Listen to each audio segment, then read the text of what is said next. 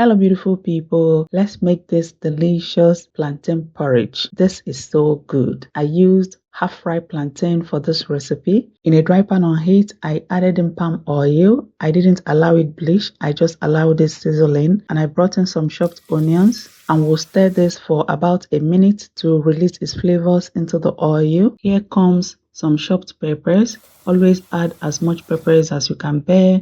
We'll also mix this in for about 30 seconds, and I came in with ground crayfish.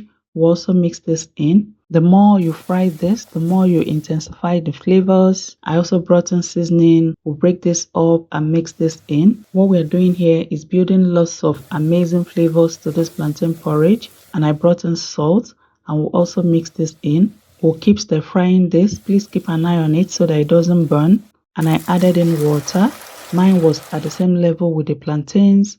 Here I brought in the plantains. If you want your plantain to have more liquid after cooking it, add in more water than I did here, and we're going to mix this together. I checked for my salt and seasoning and mine came out perfect. I always say that your seasoning and your salt should be proportional to the quantity of food you're cooking. Here comes in the washed dried fish. Cover and cook this for about 15 minutes on medium heat, and after 15 minutes I brought in the scent leaves. This is a game changer for this porridge. We'll mix all this together and close it for about 30 seconds to a minute to sizzle in. Our plantain porridge is ready. We'll just mix this in for everything to come together, and we'll go and serve this meal. This meal is healthy and ready in no time. I hope you learned a thing or more from this video. Remember, at Glory Homemaker, we give you value for your time.